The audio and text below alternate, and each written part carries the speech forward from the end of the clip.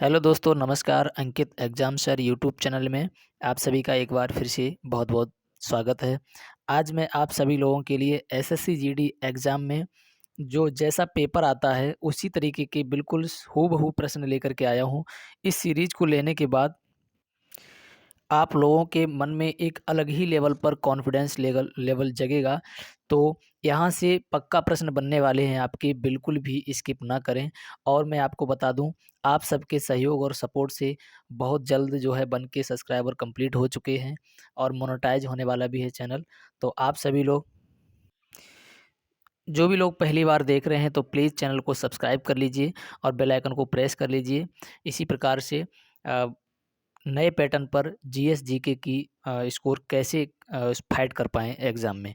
तो चलिए, प्रश्न है आपका पहला, रक्त का थक्का जमने में कौन-सी विटामिन सहायक है? तो इसमें जो है कौन-सी विटामिन सहायक है, तो आपकी विटामिन के इसके लिए सहायक है। ऑप्शन आपका हो जाएगा, ऑप्शन क्या है कि इसमें आंसर ही है आपके सामने। तो दूसरा नंबर का प्रश्न है, भारत में पहली पंचवर्षीय योजना कब से कब तक चली? तो ये 1951 से 56 तक चली है। 1951 से 1956 तक चली है ये आपकी। प्रश्न है आपका, प्लासी का युद्ध कब हुआ? प्लासी का युद्ध कब हुआ? तो ये 1757 में हुआ। और 4 नंबर प्रश्न है आपका, गुरु रामदास अंतर्राष्ट्रीय हवाई अड्डा कहाँ है? तो ये अमृतसर में है। ये एक-एक प्रश्न आपका कई बार रिपीट हो चुके हैं, तो इसीलिए आपकी ये बहुत ही बेहद इम्पोर्टेंट बन जाती है सीरीज़। नेक्स्ट जो है आगे के प्रश्न है आपके, प्रश्न नंबर 5 है आपका, India the future is now पुस्तक के लेखक कौन हैं?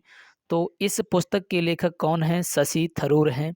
ये बिल्कुल एग्ज़ाम में छपने वाले प्रश्न हैं। इनको एक-एक प्रश्न को चुन-चुन करके और लिख लीजिए और याद करके जाइए, तैयार होकर के इस प्रकार के प्रश्नों को एकदम रिवाइज़ करके जाइए।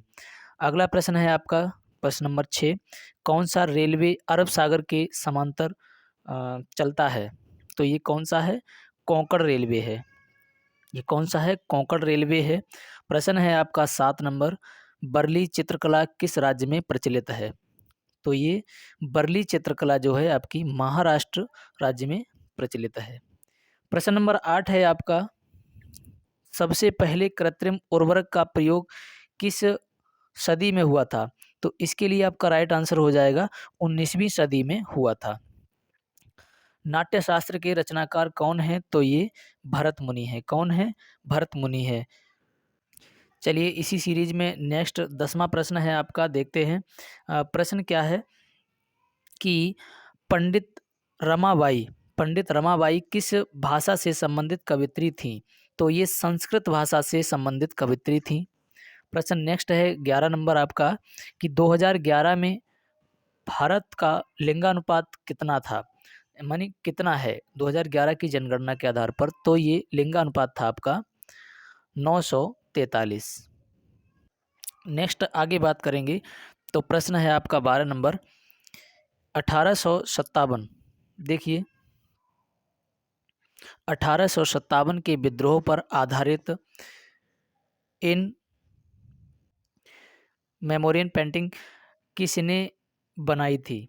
इन मेमोरियन पेंटिंग किसने बनाई थी? तो इसके लिए आपका राइट आंसर हो जाएगा जोसेफ नील पाटन। जोसेफ नील पाटन। एक-एक प्रश्न कई बार रिपीट हुआ है। ये क्रीम प्रश्न है आपके, इनको तो आपको आना ही आना चाहिए, क्योंकि रिपीटेड प्रश्न है, बार-बार रिपीट होते हैं, तो यहाँ से फ्री का मार्क्स आप ले सकते हैं। नेक्स्ट प्रश्न है आपका, सर्वग्राही रक्त वर्ग कौन-सा है? 13 नंबर प्रश्न है आपका, तो इसके लिए आपका राइट आंसर हो जाएगा, सर्वग्राही रक्त कौन-सा है? AB वर्ग। प्रश्न नंबर 14 है आपका, वायु प्रदूषण का संकेतक कौन-सा है? तो कौन है ये? तो लाइकेन होता है। एक बार नहीं, कई बार ये प्रश्न पूछा गया है कि वायु प्रदूषण का संकेतक कौन होता है? तो लाइकेन होता है। देखिए, इसी क्रम में अगला 15 नंबर प्रश्न है आपका, लोसार महोत्सव किस राज्य में मनाया जाता है? बहुत ही इम्पोर्टेंट ये प्रश्न हो जाते हैं, महोत्सव से आप एक बार देख करके जाएँ। आईएमपी प्रश्न है, कई बार ये प्रश्न पूछे जाते हैं, लेकिन ये प्रश्न तो कई बार पूछा गया है। तो ये कहाँ मनाया जाता है? तो लद्दाख में मनाया जाता है। प्रश्न नंबर 16 है आपका, कौन सा अभ्यारण्य एक सींग वाला गैंडा के लिए जाना जाता है? तो इसके लिए आपका राइट आंसर हो जाएगा काजीरंगा, असम में जो पड़ता है। तो ये वेरी वेरी इंपॉर्टेंट प्रश्न है, इसको भी देखेंगे। अगला प्रश्न है, दांडी मार्च के साथ कौन सा आंदोलन शुरू हुआ था? तो दांडी मार्च के साथ कौन सा आंदोलन शुरू हुआ था? ये सविनय अवज्ञा आंदोलन। कौन सा शुरू हुआ था? तो सविनय अवज्ञा आंदोलन शुरू हुआ था। प्रश्न देखेंगे। प्रश्न है आपका, महासागर की गहराई किस यंत्र से मापी जाती है? बहुत बार रिपीट हुआ है ये प्रश्न, तो इसका लिए आपका राइट आंसर आपको दिख रहा है फेदोमीटर। महासागर की गहराई जो होती है, जहाज वगैरह चलते हैं तो कहाँ पर कितना जल है मापने के लिए फेदोमीटर का प्रयोग किया जाता है। नेक्स्ट देखेंगे। देखिए, इसी क्रम में प्रश्न आपका 19 नंबर है। देखेंगे क्या है कि किस अर्थव्यवस्था में एकाधिकार का प्रयोग किया जाता है? तो इसके लिए आपका राइट आंसर हो जाएगा पूंजीवादी अर्थव्यवस्था। नेक्स्ट प्रश्न है 20 नंबर आपका, कि किसे प्रथम कारखाना अधिनियम 1881 के अधिनियम के श्रेय दिया जाता है, जिनमें बाल रोजगार को विनियमित करने में प्रावधान थे? तो समझिए, इसके लिए आपका राइट आंसर हो जाएगा लॉर्ड रिपन।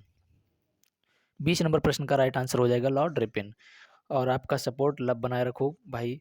आपकी सपोर्ट से ही ये सब जो है चल पा रहा है। मैं नेक्स्ट नई ऊर्जा के साथ आपको वीडियो देता हूँ। तो जो है, वीडियो अच्छी लगी हो तो लाइक करिए, शेयर करिए और सब्सक्राइब करिए। और ऐसे ही परमानेंट वीडियो मैं आपके लिए लाता रहूँगा, जो कि एग्जिट पोल की तरह एग्ज़ाम की दृष्टि से सटीक निशाने पर बैठने वाली वीडियो हैं। तो चलिए, जिन लोगों ने अभी तक चैनल को सब्सक्राइब नहीं किया है तो प्लीज़ चैनल को सब्सक्राइब कर लीजिए, बेल आइकन को प्रेस कर लीजिए और मिलते हैं नेक्स्ट वीडियो में। तब तक के लिए जय हिंद।